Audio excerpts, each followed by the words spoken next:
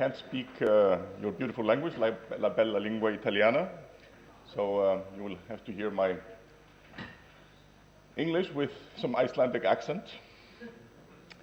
And it's a great honor to be here and to be discussing the very important and interesting and exciting book by Andrea di Robiland, the previous speaker, which is called in English, or at least in one English version, Venetian Navigators.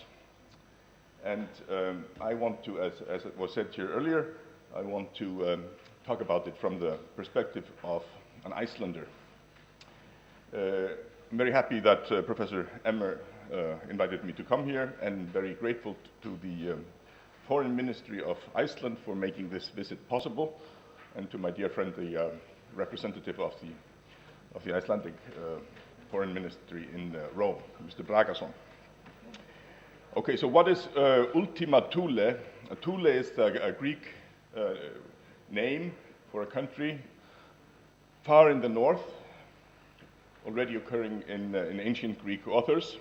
Ultima, obviously Latin, so there is this idea about a country which is very far to the north, and there has been an idea about this for ages.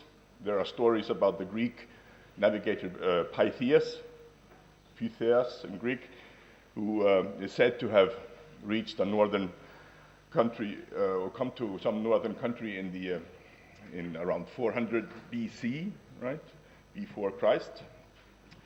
So there have been ideas or knowledge about distant countries in the north for a long time. But I want to focus here on the account of the Zen brothers, and talk about them, as I said, from an Icelandic perspective. It's a kind of an interesting game to do this, because we have an author here who is present in this room of the 21st century. We have a historian from the 16th century, a Venetian historian, a descendant of the 13th century, or the 14th century rather, navigators. Right, the Zen brothers. So it's like a multi-layered story. First of all, it's completely reasonable to assume that such voyages could have taken place. Obviously, the Vikings, originating in Scandinavia in the 6th, 7th, 8th centuries AD. They went all over the place, as shown on this map here. Let's say that their journeys originate in Norway and Sweden and Denmark, or what we now call, these countries are now called with these names. And their expansion can be seen maybe as the last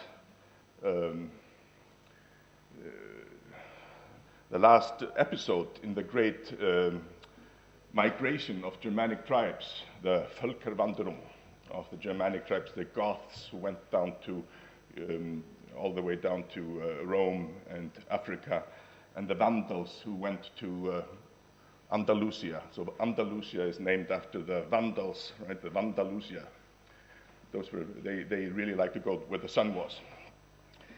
And so on. So the Vikings, basically, they are like the last in this big wave of migration of peoples. And it's clear that they, and we know from documents and also from archaeological evidence and various other things, that the Vikings, or the Norsemen, they went down to both south, they went west, and they went east. So east to Russia and down to Constantinople became the bodyguards of the emperor in Constantinople, for example, the Vairengjar, the Varangians. They went to England, established colonies all over England, not only in the northern part, but all over England. Had a huge influence on the English language, so that many people wonder now, is maybe English a Scandinavian language? they established colonies in Ireland. For example, Dublin was a Viking colony, and in the Northern Isles, in Orkney, Shetland, the Hebrides, the Faroe Islands in the mid-9th century, and then in around 870, they discovered Iceland. So the migrations are seen here, and from Iceland there were further migrations to the west, to Greenland and to North America, as I will talk about later. Here's another map which shows the voyages of the Norsemen, maybe in a slightly different light, how, what their routes were. They went all over the place, and also gives dates, right, of these journeys and the colonies that they, or the settlements that they established in different places. So, for example, there is an invasion in Britain in 793, right, the Viking invasion of Britain. Iceland established in around 870. The Faroe Islands slightly earlier. Greenland in sort of the 980s, and then Wineland in the west, that is to say the North American, in around the year 1000. And then the colonies and the settlements in the east at other dates as shown here. So here we see yet another map more or less showing the same thing, but maybe focusing more on the movement of the Norsemen in general, and in particular showing also the movements and the migrations in the west, right? So from Iceland to Greenland, and in particular establishing colonies in the western part, because the eastern part of Greenland is quite unhospitable and quite barren and really harsh conditions to form colonies. But the conditions in the south and the west were slightly better, and we also have to remember that around the year 1000, or maybe sort of from 800 to maybe 1200, the climate was demonstrably milder in the north than it was later, and it was in particular the mild climate around this time which enabled these Norsemen to establish the colonies at the time. On the other hand, the decline of the colonies, especially in Greenland, is clearly due to harsher climate conditions. So the Vikings are all over the place, and they, as I said, reach Iceland in around 870, which was then uninhabited, perhaps with the exception of some Irish monks. There are stories about that, but it's hard to be exactly certain that there had been monks coming from Ireland that had sought solitude, but it's stated in the Icelandic historical documents that they just left when the Norsemen came, because they didn't want to mingle with heatheners, with people who did not believe in the Christian God. So here is a glacier. This is not the look that the Vikings would have seen, but if they had come with a plane, this is what they would see. This is sort of the southern coast, the southeastern coast of Iceland, the glaciers that one sees when one comes to the country, and then there are further glaciers along the way. Next glacier to the west is the famous Eyjafjallajökull, which is maybe the most difficult word in the world, and yet more or less everybody can say it. And there is, which was is an active volcano, as all the world experienced in 2010. And there is, in the news just the other day, there are other volcanoes like the famous Hekla and also Katla, which I will mention later, which figures in the book by de Robilant, that are also active, so there we could have another eruption any day, actually. So lots of volcanic activity there. So how do we know about these things? Well, there's a really a huge amount of literary sources, which most of which were actually preserved in Iceland, written in Iceland and preserved there. There is, in particular, the Book of the Settlement, and also another historical work called the Book of Icelanders. Both works are date from the 13th century, and in fact, the Book of the Icelanders, the author does something unusual for such medieval works. He actually names himself. So he says, "My name is Ari," and this was Ari the Learned. Usually, a lot of these historical work and also the sagas are unnamed. We don't know who the authors were. And there is also other historical and narrative work, so all of this basically gives us a fairly good idea about the settlement. Obviously, modern historians have to sort out a lot of things. There are mythological facts and all kinds of history, folklore and various kinds of irrelevant material that are at least irrelevant from a modern historical perspective. But there is definitely a historical nucleus there, or more than that, which so that this is quite reliable. And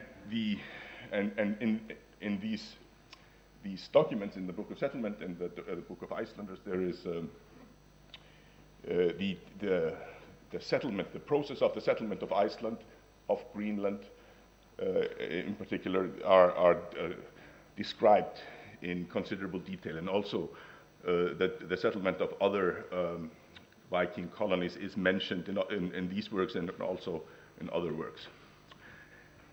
So the settlement of Iceland happened sort of in a few steps. That is to say, there were some attempts, and these works, they mentioned them. There are 3 or 4 Norsemen or Vikings that are mentioned who came to Iceland in the early 9th century, and looked at the land, but somehow didn't establish any colonies. Actually, there was a Swede named Garðar Svavarsson, who his route is marked in red. He sailed around the country, and it is related that his slave actually escaped from him in Húsavík in the north, where, if you go to Iceland, this is the best place in the world to go whale watching. So not far from that is a place called Náttfaravík. So his slave was called Náttfari, night farer, and somebody who walks at night. So this slave should actually be regarded as the first settler in Iceland, because he is the first Norseman who had permanent, who settled down there permanently. But because he's a slave, he doesn't count in the historical work. So the real settler is Ingólfur Arnarsson, who had some dispute with the petty king in Norway, and decided to leave along with his foster brother, and he is regarded as the settler. And he settled actually in Reykjavik, which is the modern capital, presumably by coincidence. Here we see him. He actually had some columns that were attached to his seat, which he threw aboard from his ship, and they drifted to the place where he then settled down, according to this lore.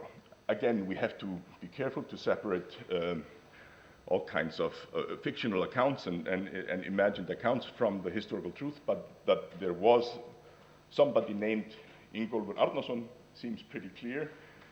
and that he came to Iceland and settled there because there's a whole family that is traced back to him, and he is mentioned as the first settler, as if this is just like a matter of common knowledge in various works. Now, in the south, we see this place Thickvibær, which figures in the book by Robiland. And it's one of the few areas in Iceland which actually look like Denmark or something. I mean, it's like a completely flat country, and green and fertile. And the reason I meant, and it's in the south, right? It's just sort of maybe above the Westman Islands here to the south of Iceland. These islands which are to the south, actually also active volcanoes. That's where this area is, and it's fertile. And here, Robiland mentions that the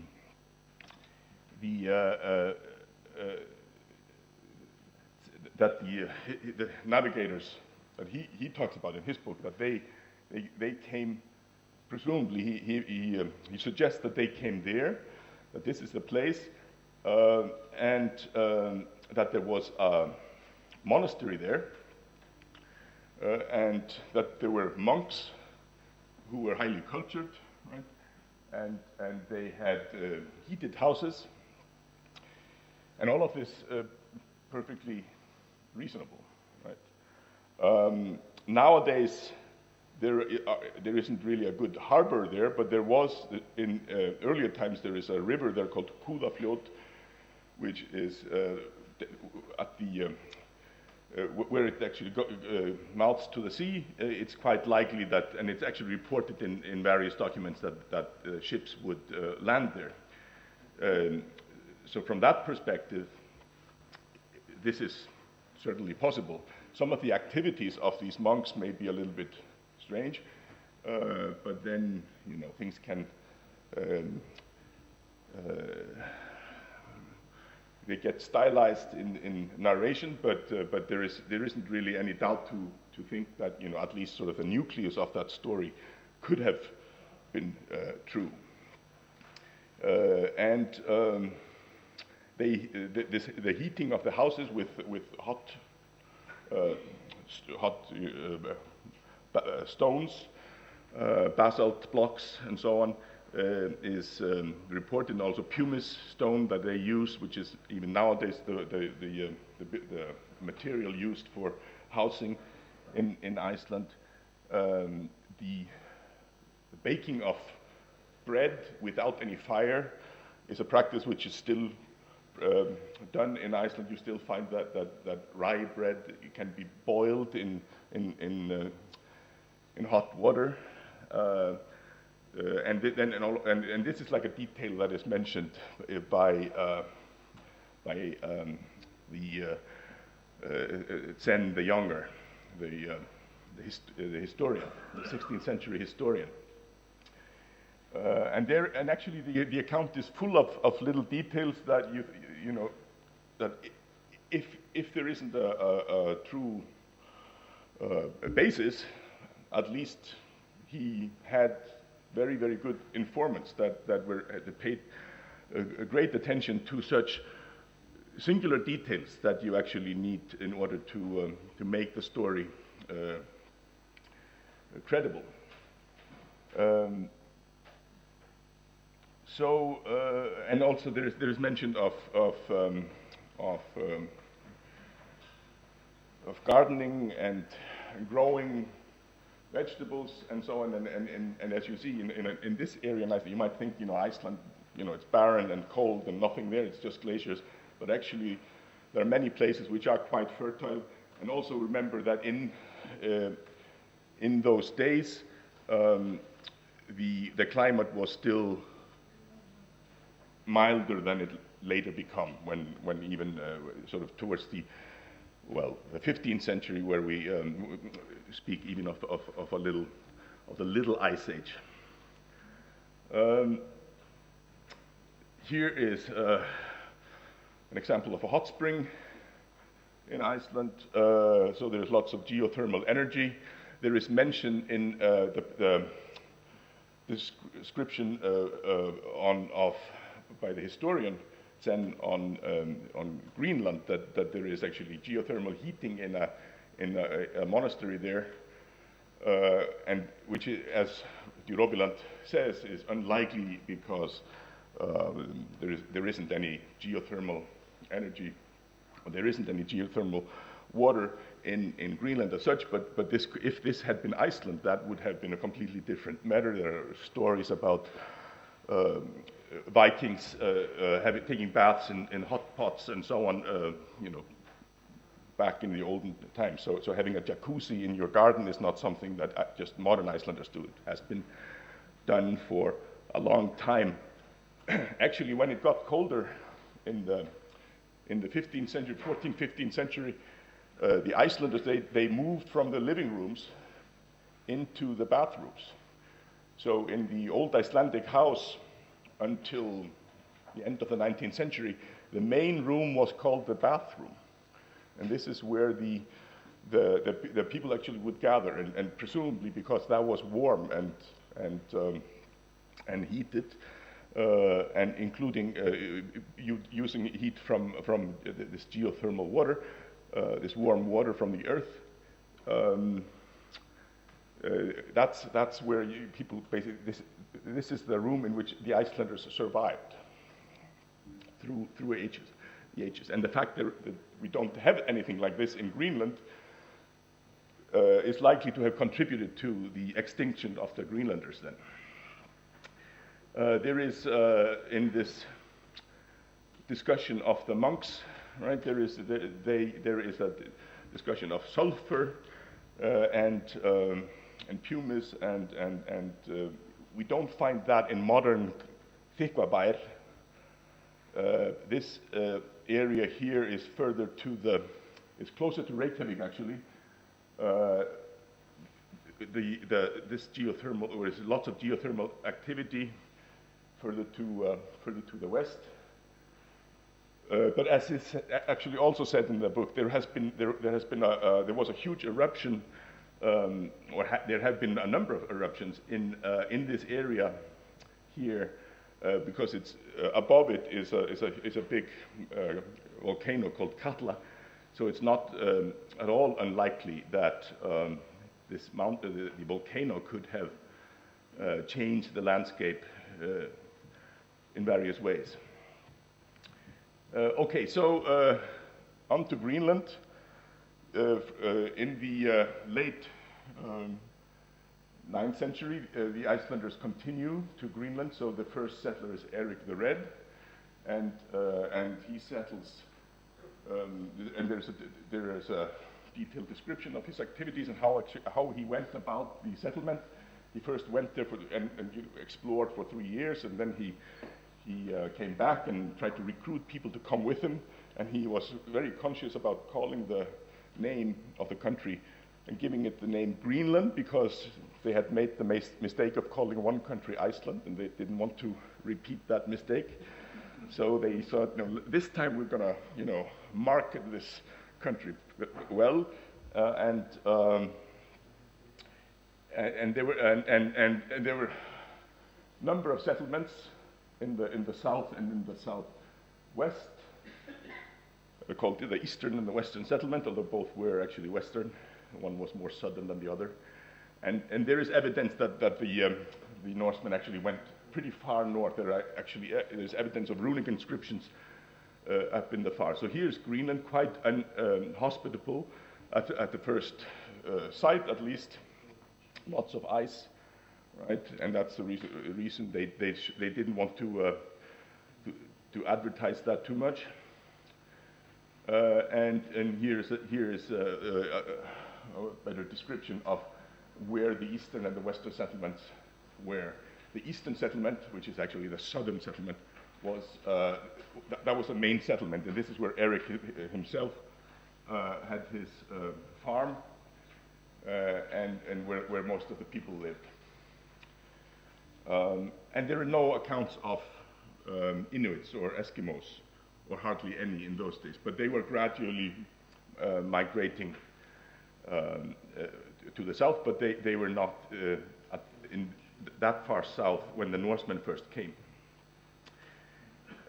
Here's a remnant. So as I think from what little Italian I can understand, I think de Robeland was mentioning a church and the bishop obeying to Rome in Greenland, and there is still a ruin of a church there, the Kval Eyjarkirkja in Greenland. But on they went. So Eric the Red had a son called Leif, and he went went further east to look for lands, and discovered them, and so he was called Leif the Lucky. And he gives them names. He talks about Helluland, basically flat stone land, which scholars think is Baffin's land, and Markland, woodland, which would correspond to Labrador, and then further south he goes and called the land there Wineland, or Wineland, which may have been somewhere around where Newfoundland is. But be that as it may, it is clear that they were there, because in the 50s there was a archaeological discovery. I think I'm going over time now, but which shows that the Vikings were actually present there. And the accounts both in the Saga of the Greenlanders, there are two main accounts of this, Saga of the Greenlanders and Saga of Eric the Red, that basically confirm that. And here is Leif when he saw Wineland, and here is a picture of the Viking settlement in Newfoundland, the Lanzo Meadows, which is beyond doubt a Viking settlement in the north of Newfoundland. All right, so here we see again the Zeno map, or the Zen map that Rodeland talked about. Obviously, there are it's amazingly accurate from one perspective, right? Greenland in particular is extremely clear. It's clearly Greenland that is there. Iceland is a little bit deformed, and especially these mysterious islands to the east, but Rodeland has actually a good explanation and discussion of this in his book. And the main mystery, of course, is this Friesland, whatever that is doing there, to the south of Iceland. And I'm not going to repeat what he said. I mean, could be Shetland, could be whatever. But it's interesting to compare this map, here we see it again, to the famous map, the Carta Marina of Olaus Magnus, the Swedish cartographer from the 16th century, which is actually in many ways clear and does not contain these strange countries. But Iceland, for example, if you see that, it's very similar to the Zen version of Iceland. So forgeries of maps is something that we always have to be prepared to consider. So in some decades ago, there was a big discussion on the so-called Wineland Map, which purported to be old and show not only Greenland, but also the three countries in America that the Icelandic navigators thought they had found, that is to say, Markland, Helluland, and Wineland. And it's still being debated, right? But investigation of the ink of the map suggests that it is a 20th century, at least parts of it, date from the 20th century. Right, so what can we say about this in sum? I guess I have no time, 2 minutes left. Well, we can maybe say that As Oscar Wilde mentioned or commented at some point, the Icelanders, they discovered America, but they had the good sense of losing it again. And we can say the same maybe about the Zen brothers, that they, there is a mention of America there, but then there is also loss of that. But all of this sort of is like an important contribution in a wider perspective, irrespective of whether Friesland exists or what exactly that is and so on, which is namely that the history of seafaring in the north is much more fascinating and more important than many scholars have realized, and trade in the northern part of the North Atlantic area has been going on for a long time. So trade with fish and wool and pumice and sulfur and various other things has been going on since the days of the Vikings, and since the Venetians could send Marco Polo to China, and maybe various other people of that kind, that to imagine that a couple of them would have gone north all the way to the northern territories is basically, quite simple actually, and it's quite almost unremarkable. I mean, why would they not have done that? So I think I have stated my case here, and would like to thank you for your patience.